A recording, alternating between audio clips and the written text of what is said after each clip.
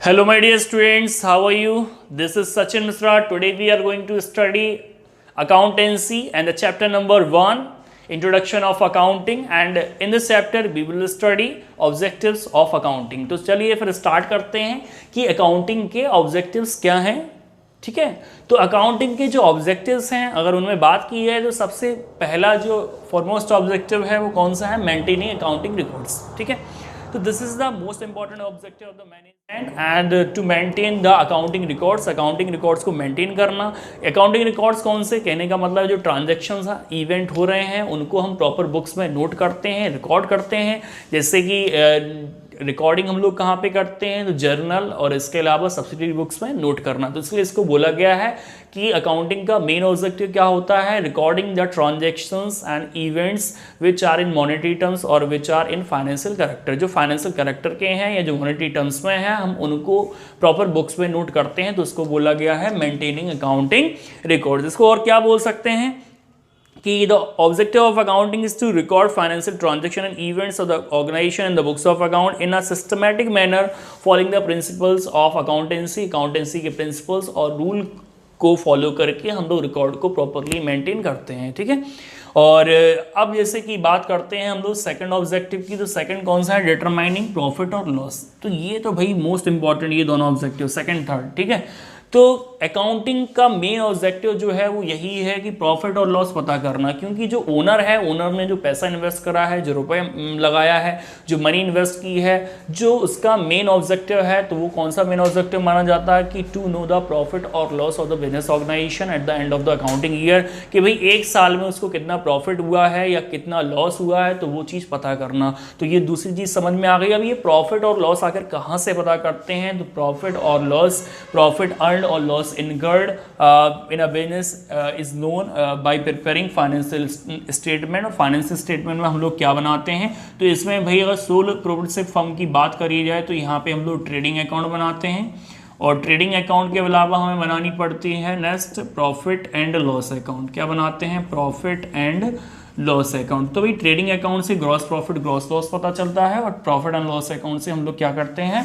किससे? Net profit net loss पता करते हैं. ठीक है, और इन दोनों में ही हम लोग एक्सपेंसेस और लॉसेस, जो भी हमारे एक्सपेंसिव लॉसेस होते हैं, इनकम और गेंस होते हैं, हम उनको एक सिस्टमैटिक वे में नोट करते हैं जिससे हम लोग eight the end of the year profit और लॉस पता कर सकें. और इन दोनों को हम लोग मिला के इनकम स्टेटमेंट भी बोल सकते हैं.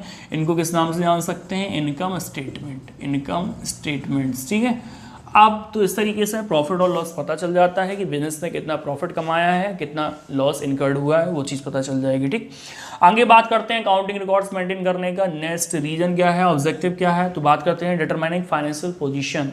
क्या करना? फाइनेंशियल पोजीशन पता करना. तो फाइनेंशियल पोजीशन का मतलब क्या होता है? तो the financial position of any organisation can be determined by preparing balance sheet. तो इसको जानने के लिए हमें क्या बनानी पड़ेगी? बैलेंस शीट बनानी पड़ेगी. क्या बनानी पड़ेगी? Balance sheet. तो आपको ध्यान रखना है कि फाइनेंशियल पोजीशन कहाँ से पता चलती है? बैलेंस शीट से. बैलेंस शीट में आखिर क्या क्या शो किया जाता है? तो बैलेंस शीट में भाई शो की जाती हैं जो आपकी लायबिलिटीज़ हैं, ठीक है, और कैपिटल है, और कैपिटल लायबिलिटीज़ एंड एसेट. तो ये तीनों चीज़ें हम लोग कहाँ पे शो करते हैं?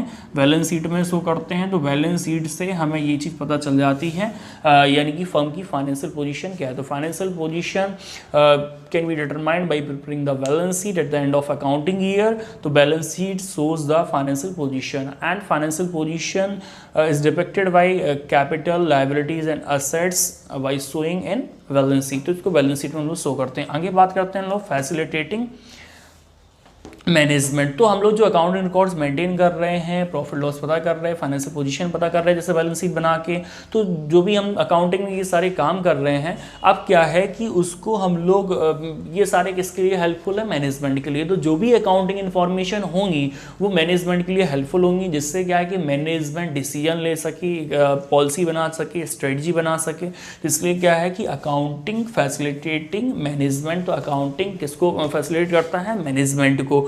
तो यहाँ पे हम इसको और क्या बोल सकते हैं, तो जैसे कि यहाँ पे अगर बात करें तो the management often requires financial information for decision making. तो मैनेजमेंट को ज़रूरत होती है फाइनेंशियल इन्फॉर्मेशन की, किस लिए, फॉर डिसीजन मेकिंग के लिए। आगे बात करते हैं इफेक्टिव कंट्रोल के लिए, बजटिंग एंड फॉरकास्टिंग के लिए। Accounting provides financial information to assist the management in discharging this function. तो ये सारे फंक्शन परफॉर्म करने के लिए, कहने का मतलब है कि बजट बनाने के लिए, इसके अलावा कंट्रोल करने के लिए, फॉरकास्टिंग के लिए, डिसीजन लेने के लिए, तो इन सभी के लिए अकाउंटिंग इंफॉर्मेशन प्रोवाइड करता है, ठीक है, मैनेजमेंट को। आगे बात करते हैं providing accounting information to users. अब यहाँ पे जो अकाउंटिंग है, अकाउंटिंग प्रोवाइड्स इंफॉर्मेशन किसको प्रोवाइड करती है, यूजर्स को। यूजर्स कौन कौन से होते हैं, तो यूजर्स का मतलब यहाँ पे यूजर्स 2 टाइप के होंगे, एक इंटरनल यूजर्स होते हैं और इसके अलावा एक होते हैं तुम्हारे एक्सटर्नल यूजर्स। कौन से, एक्सटर्नल यूजर्स, ठीक है।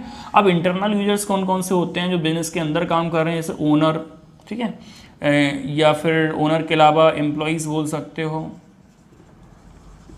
या मैनेजर। तो ये एक तरह से इंटरनल यूजर होते हैं। और इसके अलावा एक्सटर्नल यूजर की बात करी जाए तो एक्सटर्नल यूजर में जैसे कि हो जाएगी गवर्नमेंट हो जाएगी, जिसको टैक्स वगैरह लेना है।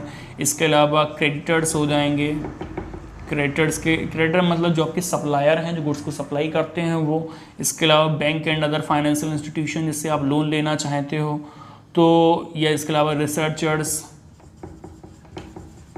तो ये मैंने आपको कुछ एग्जांपल दिए एक्सटर्नल यूजर्स के। तो यहाँ पे ये हमारे जो कुछ ऑब्जेक्टिव्स थे अकाउंटिंग के, जिससे हम अकाउंटिंग रिकॉर्ड मेंटेन करते हैं, उनका रीज़न यही है कि भाई हमें अकाउंटिंग रिकॉर्ड मेंटेन करने हैं प्रॉपरली, क्योंकि कोई भी मतलब अपने माइंड में सारी चीज़ ध्यान नहीं रख सकता, इसलिए अकाउंटिंग रिकॉर्ड्स मेंटेन करने पड़ेंगे, किससे कितना लेना है वो सारी चीज़ें हमें इससे पता चलेंगी अकाउंट से। प्रॉफिट लॉस पता करना, फाइनेंशियल पोजीशन पता करना, मैनेजमेंट को इंफॉर्मेशन सप्लाई करके उनके डिसीजन लेने में हेल्प करना। इसके अलावा अकाउंटिंग इन्फॉर्मेशन उसके यूजर्स को प्रोवाइड करना। तो ये दीज आर द ऑब्जेक्टिव।